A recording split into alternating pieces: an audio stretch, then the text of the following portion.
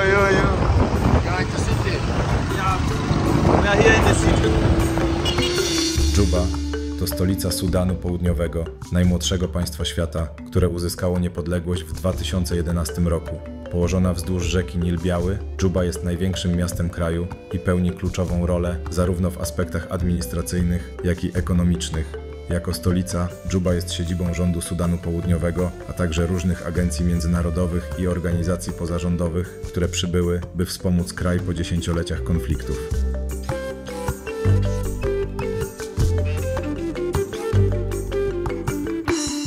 Rozwój infrastruktury w Dżubie jest widoczny, choć nadal stoi przed wieloma wyzwaniami, takimi jak dostęp do czystej wody, elektryczności oraz usług zdrowotnych. Gospodarka miasta opiera się głównie na usługach, handlu i budownictwie. Mieszkańcy Dżuby to mieszanka różnych grup etnicznych Sudanu Południowego, co czyni miasto kulturowym tyglem. Językami urzędowymi są angielski i arabski, choć w codziennym życiu używa się wielu lokalnych języków.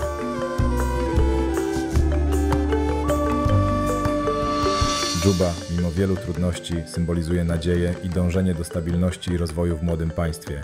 Zapraszam na trzeci, ostatni odcinek z Sudanu Południowego. Pamiętaj o zostawieniu subskrypcji, żeby być na bieżąco. Zaczynamy!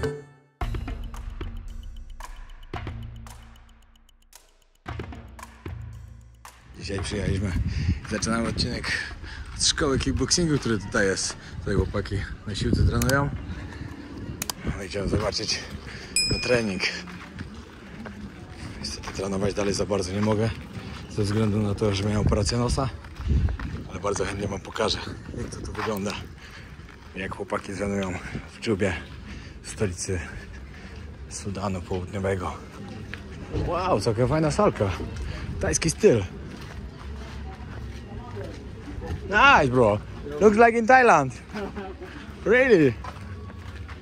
Z trenerem pogadałem, bardzo miły, to możecie zobaczyć jakiś gal.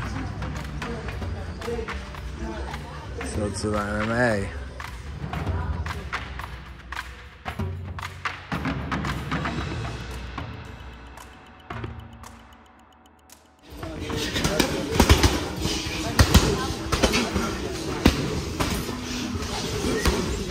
Żałuję, że nie mogę potrenować z chłopakami. Bo ja może się nie spodziewałem. Pięknie. To są podróże wojownika.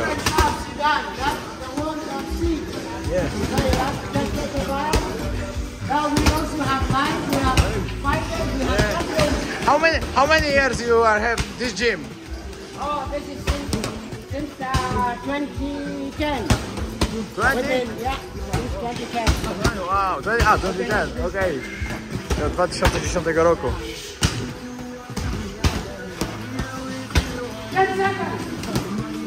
Bardzo fajnie trener, pogadałem troszkę też z nim.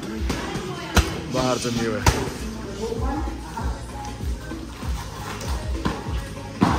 Oj, zapasy. Tutaj trenują nie tylko kickboxing, wszystko robią. Mówię, że całe MMA.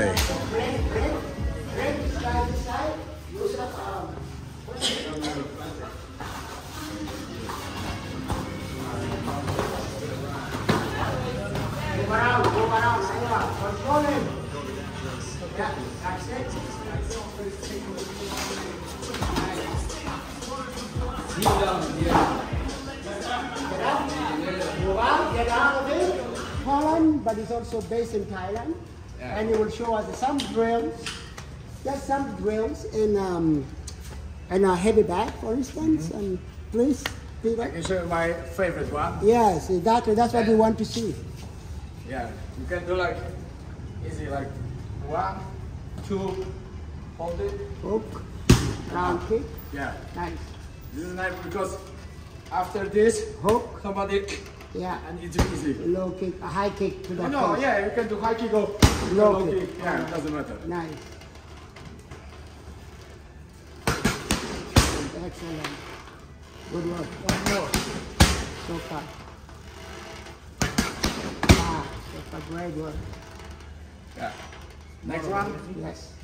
you can see when somebody kicking left. Yeah. Left jab. Yeah. you can put him up Uppercut. because after it's It open. expose the body. Yeah, and after Yeah. Uppercut hook. yeah, just like on the nipple. Yeah. But this is very good because after uppercut, everyone like going up. Everything is open. Yeah. Expose. Yeah. Can you get this? Knee. In. After elbow. Something like that. It's very easy. Like. Wait. Up. Elbow. Elbow. You can do Knee. Elbow. elbow. And Knee, you do Muay Thai as well, you hear, yeah? Yeah. Yeah. So we do combos. Like we do all Elbow kinds is of combos. so good. Yeah. I know about this, but Inside elbow, Thailand, spear I elbow. was many times scratching. Yeah. Our champion one time also was cut. Yeah. Yeah, with the inside My elbow. last fight in Thailand, when I get elbow, my all eyebrow does up 20 stitches. I have this. Because of the Yeah. it's like a razor blade. Yeah, so strong. So,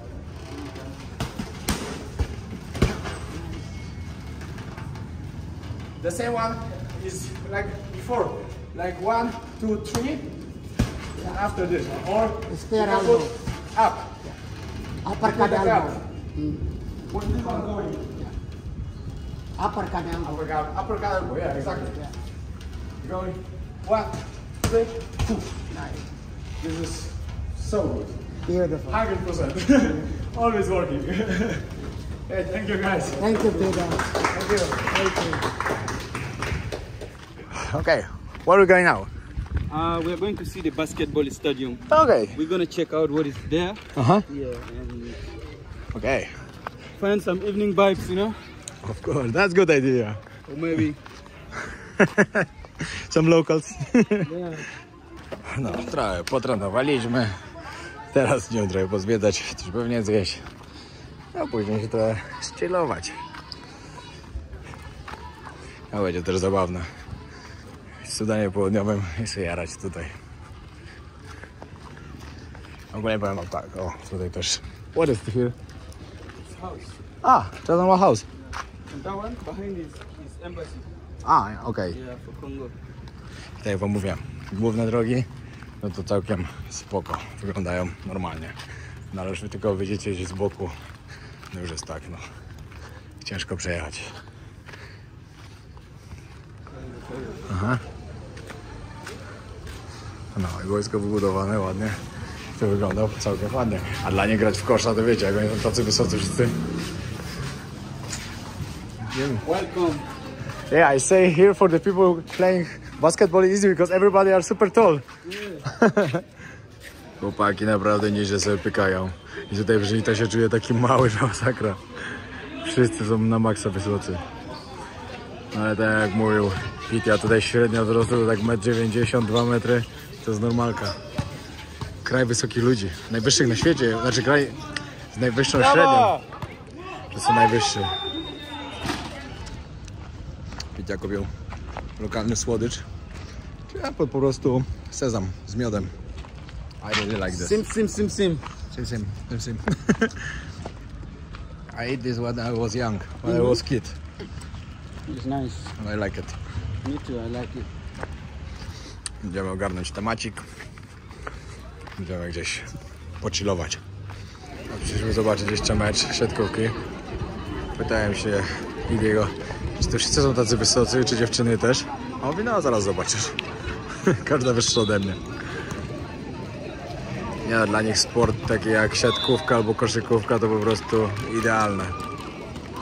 Idziemy teraz na jakąś miejscówkę sobie usiąść. Bo ja zaskoczony właśnie, dlaczego oni tak cały czas palą szyszę. Bo co kawałek widać, że palą. Ale to przecież było kiedyś panowanie arabskiego kraju, dlatego szysze zostały. Później było angielskie, oczywiście kolonia angielska, ale wcześniej arabska. I say about this, why the people smoking shisha here all the time? Przyjechaliśmy teraz na boisko szkolne sobie zapalić. Jak za starych lat, jak się mieszkało w Polsce, się na boisku jarało. To jest lokalne życie. Testowanie lokalnych smakołyków z miejscowymi ludźmi. Powiem wam, że naprawdę dobre. Chłopy grają. My się zbijamy już. Idziemy do hotelu, bo trzeba trochę popracować. Coś porobić i się zdecydować na jutro. Jutro rano jeszcze mam pół dnia, także trzeba dobrze skorzystać. Pokazać wam jeszcze coś więcej tutaj. Ale ogólnie klimacik jest taki. Naprawdę mi się podoba, jak mnie to przyjęli. Trochę jeszcze idziemy połazić. Zrobimy albo jakiegoś tuk-tuka, albo motorek. I zwijamy. I powiem wam jedną rzecz. Gdzie byście nie byli na świecie, w jakimkolwiek kraju, idziecie zapalić z lokalnymi, to zawsze kończy się kolką i shawarmą. I kepsik, wiadomo. Kepsik to jest po prostu międzynarodowe i tak musi zostać. Pamiętacie, jak w poprzednim odcinku mówiłem wam, że w niektórych miejscach nie płacicie za wygodę, płacicie za luksus, za nie wiadomo co, tylko za doświadczenia. Doświadczenia, które możecie mieć właśnie w danym kraju. No i tutaj, jak przyjeżdżaliśmy, mówiłem, że chcę zobaczyć typowo lokalne życie, chcę zobaczyć, jak żyją prawdziwi tacy lokalni ludzie, a nie wszystko, co jest takie, wiecie, przedstawione. No i powiem wam, że dostałem to. Pitya mi powiedział, że gwarantuje mi, że nigdzie nie będę miał lepiej jak u niego. No i tak się stało. Ja normalnie się czuję, jak ja tu po prostu, wiecie, swój i w ogóle to jest najbardziej interesujące. Czekajcie, wejdę do pokoju. No, ja się tylko zastanawiam, kim jest Pitya. Gdzie nie pójdziemy, wszyscy go znają. Jak idziemy w jakieś takie miejsce, wiecie, gdzie jakieś są bardziej takie zakąpiory, wszyscy się z nim, wiecie, tak witają, tak z szacunkiem. On to w ogóle do niektórych tylko zagaduje i tak dalej. Dzisiaj na salce, tam gdzie byłem potrenować, pytam się, czy mogę coś nagrać. No i mówią, jesteś z nim, to możesz wszystko. Wczoraj dziś mieliśmy taką samą sytuację, że ktoś mi mówi, że jesteś z nim, nie ma żadnego problemu. Także powiem wam, że on tu musi być naprawdę dobrze ustawiony. Także wszyscy go znają i wszyscy go szanują, bo ja naprawdę gdzie nie wchodzę, on mi od razu mówi, możesz kręcić, nikt ci nic nie powie. I tak jest, totalnie. W niektórych miejscach to sam się powstrzymuje, bo wiecie, no nie chcę tak chamsko nagrywać, ale tak to totalnie, gdzie chcę, to wyciągam telefon, mówi, tu ci nie zginie, nic się nie martw. No, tak jest. No i właśnie po nagraniu zauważyłem, jaką miała ładną fryzurę. Taki, wiecie, to jest inny styl. Taki właśnie z South Sudan. Yo. The image the world sees outside is not projecting here. We have life, You doing here all martial arts, MMA? MMA, Full. Thai boxing, kickboxing. This is the federation that registered with the government Okay. officially. I'm also international affiliated with World Kickboxing Okay. Federation, a World Muay Thai organization out of Thailand, Yeah. and international sport of kickboxing. Yeah. So, What's the most popular sport here? The wrestling, yeah? well, you know, this is why we go back to Yeah. the African history. Yeah. Yeah. The Nile is the cradle of everything. The history of MMA Yeah. starts here in Africa, Ah. and the world doesn't know that. Yeah. That But now they know. the wrestling Yeah. that started here, Yes. and it grown, you know, out of the River Nile Yes. to say the continental, you know, the continental divisions. Yes. You know, went to Europe, went to Asia, and of course, if you look back to the ancestors of the origin of of the humankind, Yeah. it's all in Africa. How many years do you training? How many times you do? Well, I'm a former Canadian fighter, so I fought Okay. out of Canada.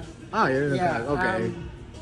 And almost half of my life. I started from grade 3 when I was just a little boy. Yeah. Yeah. That's cool. And this is one of the missions Yeah. that I wanted to bring back to Africa. That's good. Make sure the African. This place it looks really nice. Yeah. Yeah. Like African have same some- like in the Thailand. The style is like in Thailand. Exactly. Just only the roof and everything Yeah. like outside. Yeah. Yeah. And at the heat too. Yeah. That's exactly. Exactly. So you can still take a photo with them. Yeah, you know, I just think a that. group. Okay. Chciałem sobie zrobić z chłopakami jeszcze wspólną fotę. Zaczynamy kolejny dzień. Yo, next day, South Sudan. We're here in Sudan. Twin Tower behind us. Przed chwilą zapytałem, dlaczego tu jest tak wysoki mur. Może to jakieś więzienie było albo coś. Po prostu powiedział, że tu powstaje nowe, ekskluzywne osiedle. No i taki mur i taka brama wjazdowa będzie. Okay, first question today. Can you tell me what is like minimum salary here when you go into the job, you have to work, and how much people earn here? Well, it depends, you know, on the working class. Some people, they are working with the government as the high officials. Some of them, they are working as a low paid, you know. Some of them, they work as a daily paid, you know. You can be paid daily, and then it will also depend. Okay. For what I know, some people can be like 30,000. 30,000. In the dollar is like $10? No. 30,000 SSP. Okay. You know, South Sudanese pound. When you convert 30,000 into dollars, it's $10 per month. This is a soldier, you know, a civil servant. Wow. You know, How is possible that people can survive? people survive because people can do farming. Yeah, you know. Agriculture, they have a food. Yeah. Yeah, seasonal agriculture. You know, when it is raining, you plant enough of what you have, Okay. and then sustain your life with that. What do you think? Where is more difficult life? Like on the village or in the city? Because in the city you need money. On the village you can get everything like from the farm. What do you think? I think life is just difficult from wherever in this country. Life is just difficult because in the village, when you're in the village, you have food. You can able to do plantation or do agriculture, but you still need hospital. You need to go to school and all things basically. This is a good answer. Yeah. In the city here, you can go to school, but it's hard for you to get food if you are not working. And most of the people, they're still living in the urban places. You know. Okay. So they are living in the villages. So when they came in the city, they have no people to help them or family to live with. So you either have to rent a house. Oh, okay. This is a good question. How much you have to pay for the rent the house here? It depends. You can get a house. Like minimum or medium? Because I don't ask about the higher because of course can we pay a lot. But like minimum payment or medium payment? You can like $25 $25 per month, yeah? per month. Yeah. Okay. Some of them $10 per month. Okay. Yeah. Well, yeah, but this is like in the pure area, yeah? Like the cheapest one. Yeah. Okay. Good, thank you. Next question is Look, niggas. oh, they're fighting. Oh, it's really fighting. Let's watch this. Free fighting. Oni się naprawdę biją. Po co się pokłócili? Okay. Okay, next question is because I saw here many cars with the helping people like UN or what's the next organization that they're I think helping there you? are so many organizations, you know, non-governmental organizations. Yes. And what do you think? This helping is like true helping or this is fake helping? To me, it's fake helping. Reason why I say this because you cannot come here and tell me not to do agriculture, and then you pay me monthly money for not doing agriculture. Why not? This is wrong. You either come and help me doing agriculture or something else. You cannot tell me I cannot do agriculture and then you pay me money for not doing agriculture. Of course. You are encouraging hunger in my country, you know. So I think it's a fake help. And next question is what the army from another country doing here? Here is a not civil war. What are they doing here? The people need this or no? We don't need that. We don't need that. I don't know what they are doing here. But this country have a problem with some crimes or some, I don't know, like some gang? This is for their political affiliation. I don't know anything with that, and I don't want to associate myself with that. Yes. I don't know what they are doing in the city because nothing has been going on. You know. Nothing changed, Yeah, yeah? civil war, They are only here, yeah? But after everything is okay now, people are just focusing on different issues. I don't know what. Yeah, but the civil war just finished at 2011 when you get independent for this country. When we get independent, but then also there is another, you know, like interclass. Yeah. Okay. Oh, here we have a next next market. Powiem wam, że tutaj jest mocny rozpierz. This is Juba Town Street. Juba Town, yeah? In Juba Town, one of the oldest town. Oldest town, okay. Why here is so dirty? Why the people don't cleaning the street? When it rains, Yeah. a lot of dirty came along. Ah, okay. Yeah, from the high end. No, jest naprawdę brudno. Bierzemy tuk-tuka. Ruszamy. Jest nas tutaj już 3, ale jeszcze czekają, żeby zebrać jeszcze kogoś i dopiero ruszają. How much is it for rickshaw? Never become Yeah. 1,000. 1000, nie? Okej. Czyli 30 centów się płaci. But per person? Per person? Yes, 1,000. Czyli 30 centów od osoby się płaci i jedziemy.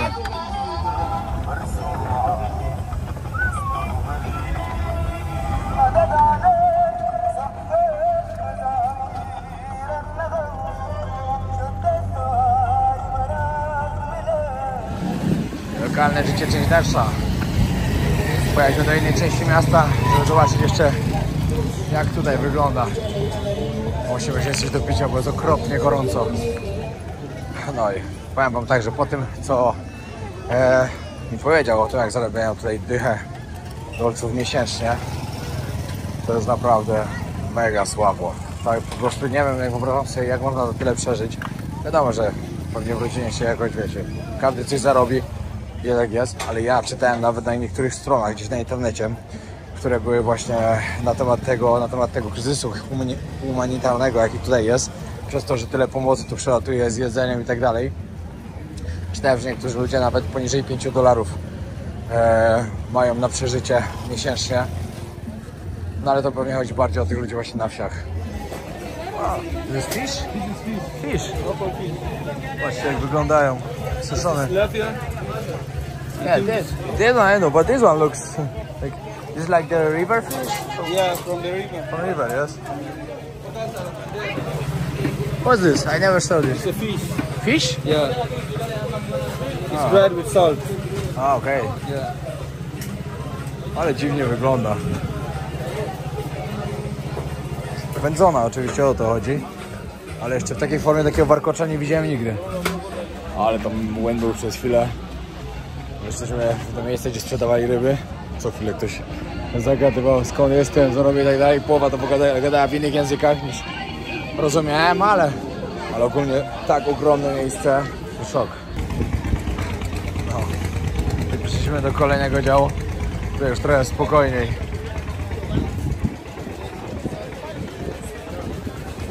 No, jesteśmy w takiej miejscówce. Pani nas zaprosiła. Mam ciastko na kawę. I sobie rozmawiamy właśnie. Bardzo są zainteresowani moimi tatuażami tu wszyscy. Bo tu nikt nie robi tatuaży. Jedynie robią te w plemionach różnych, te skaryfikacje na twarzy i tak dalej, ale tatuaży nie robią. Się pytali właśnie, dlaczego to mam. I mówi, że bardzo ładnie wygląda. Kawka, ale teraz poprosiłem, żeby dali bez imbiru, bo z imbirem jest tak ostra, że ja tego pić nie mogę. No, oni to bardzo lubią, ale to nie dla mnie. Herbata z imbirem ok, ale nie kawa. Okay, people ask me about this, how they can come here if you are tourists, because you know it's difficult because of course you need invitation later. But what can do? They can message just for you. Yeah. Well, for now, as my website is under construction, you can use my WhatsApp link to contact me. You know? Yeah, I think it would be the best one. I just giving your number. You can have my number from Peter. You can inbox me anytime on WhatsApp, and I can reply throughout. Okay. And yeah, about the rest, I can take care of your papers, letter of invitation, you being here, all the itineraries. I can handle that. Oh yeah, maybe you can say about this, because some people say, yeah, the price is, when you want to come here, the price is high, but maybe you can say why, because people don't know about it. You have to pay some permit and everything. Well, South Sudan is expensive because, first of all, tourism is not known in the country. Yeah. Tourism is something under construction. People are still, you know, looking way forward to explore the country. Yeah. And yet to explore it is a kind of expensive because of the government charges. They have to charge you $150 per person, Yeah. per client, for tourists to be in the country. Imagine that. live along your accommodation, food, you know, Yeah. and then the charges for the community, you know, all this is something which is included. Yeah, but you know, here you don't pay like from super good hotel or for you pay for experience. Yes. Here you don't Exactly. pay for luxurious thing, but you're Exactly. paying for the experience, you know. You're paying for the adventure. Yes. So Sudan.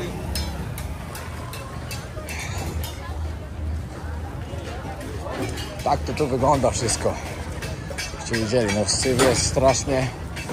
Ale pytałem się, dlaczego jest tak brudno.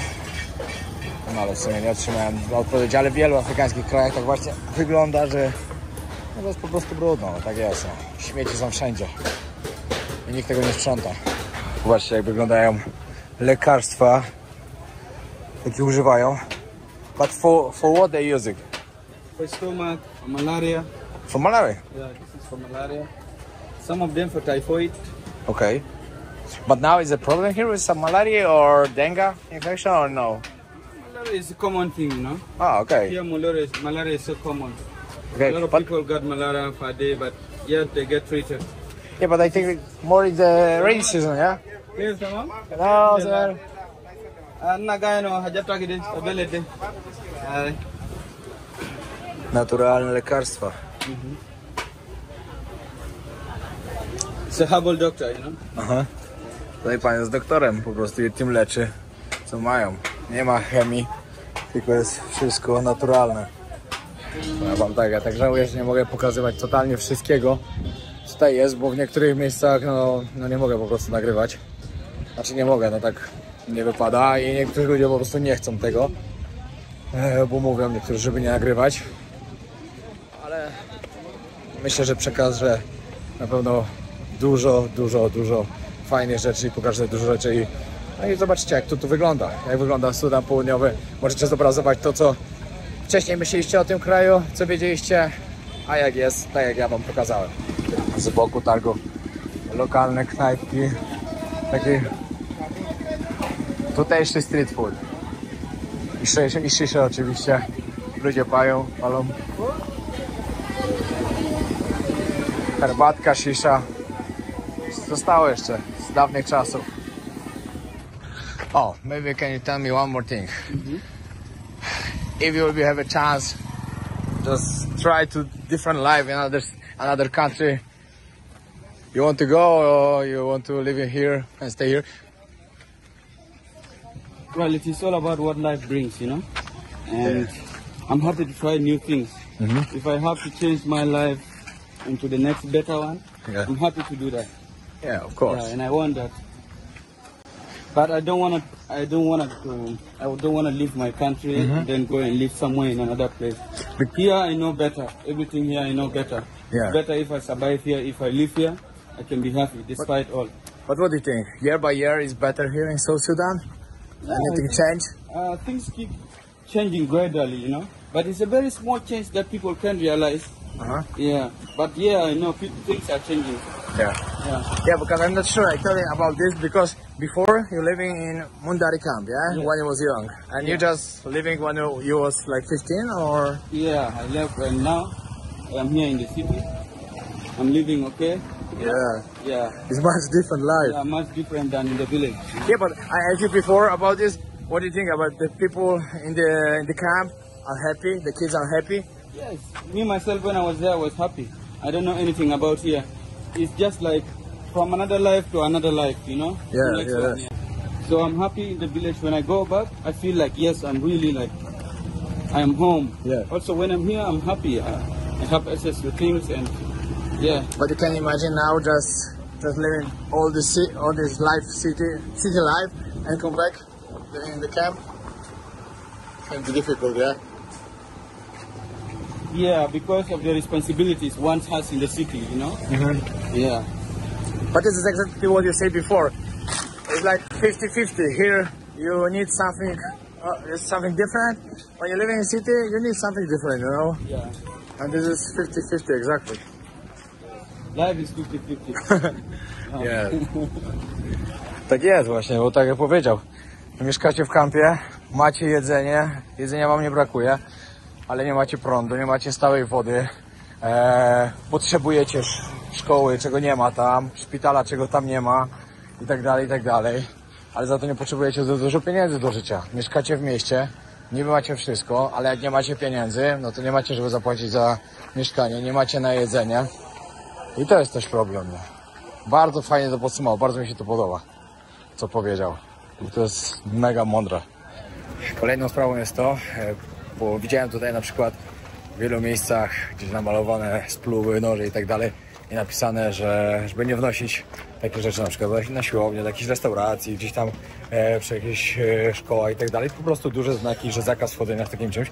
I się pytałem, czy jest to tutaj problemem, skoro wszędzie są znaczki, żeby tego nie wnosić. Mówię, że to nie jest jakiś taki problem, że ludzie noszą przy sobie i tak dalej. Ja sam też kompletnie nikogo nie widziałem z żadną bronią tutaj. Totalnie. Ale jednak te znaczki wszędzie są. Czyli coś musi być pomiędzy.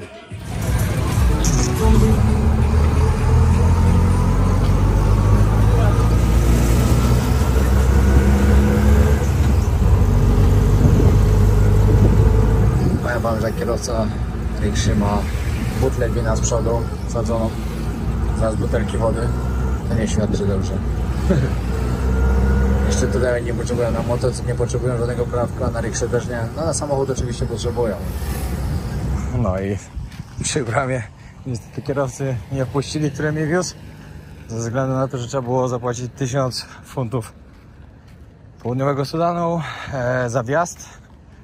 A po prostu, wiecie, on powiedział, że ja muszę to zapłacić, a ja nie miałem, bo miałem wyliczone tylko 3000 na taksówkę. Tyle mi Pit jadał. No, także sobie przejdę kawałek z buta. Ogólnie powiem wam tak. Jestem tak niesamowicie zadowolony, że tutaj przyjechałem, że to tak spontanicznie wyszło, że poznałem Pitie, że mi pokazał życie w lokalnym, nie mogę powiedzieć w kolejnej wiosce, bo to nie była wioska. Kemp po prostu, plemienia. Mogłem zobaczyć dżubę i dużo więcej, że naprawdę pokazał mi tak lokalne życie, że bardziej lokalnie się już po prostu nie dało, także to było niesamowite i mega się cieszę. No. A was zapraszam, SFD Wojownik 10 albo Pajak 10 SFD, zniżka na zakupy online. Polecam oczywiście białko Wojownika. Pamiętajcie, że każdym zakupem wspieracie moje podróże. Ja jestem takim mistrzem, że aż nie do wiary. Wiecie, przechodzę wszystkie bramki, sprawdzili mi pieczątkę, oczywiście chcieli ode mnie, tak mi podejrzewał, że chcieli wyłudzić pieniądze, że nie mam wizy, bo tak się zauważyli, ja mówię, się kłóciłem do końca, że mam wizę i mnie to nie obchodzi. Zawołali jakiegoś kierownika, on mówi, tak patrzy na mnie, no chyba zauważył, że nic z tego nie wyjdzie i mi wbili wyjazdową wizę. Wiecie, idę dalej, już sprawdzili mi bagaż, wszystko ten i przychodzę pod bramki, to już czekamy, żeby wsiąść do samolotu i pani mi mówi boarding pass. Ja sobie tak myślę, jakim cudem ja doszedłem aż do tej bramki. Już kolejny etap to jest wsiadanie do samolotu, a ja nie wziąłem boarding passów.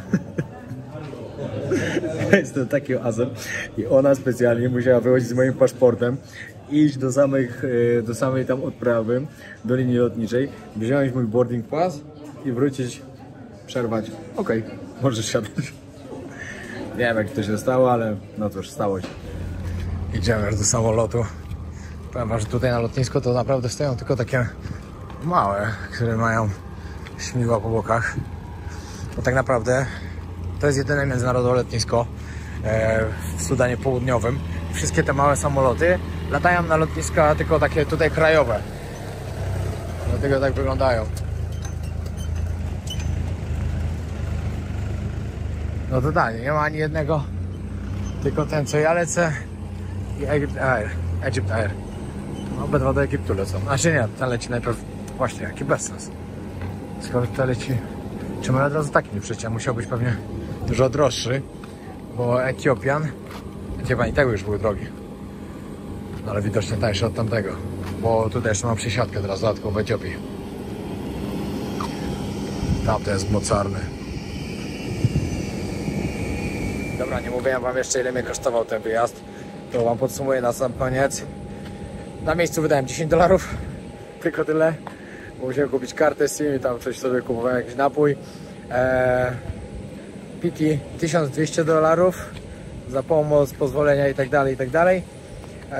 I bilet mnie kosztował $1100, czyli wydałem $2350, żeby być tutaj 2,5 dnia.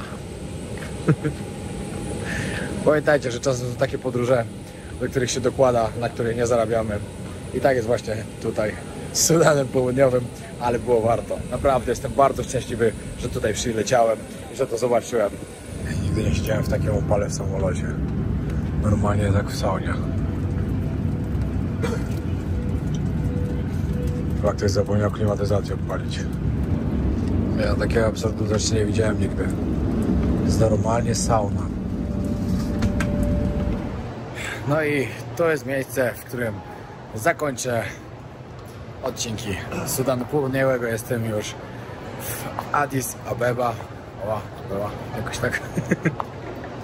Jestem w Etiopii. Jestem dokładnie w stolicy Etiopii. Czekam na samolot już do Kairu. W Kairu mam przerwę 7 godzin i ruszam do Jemenu. Także kolejne odcinki będą właśnie z tego kraju. Zostaję tam na tydzień. Myślę, że nagram dla Was 5 bardzo dobrych odcinków, żebyście mogli zobaczyć, jak wygląda Jemen. Mówiłem, że jeszcze takiej serii na polskim YouTube nie było. Serii.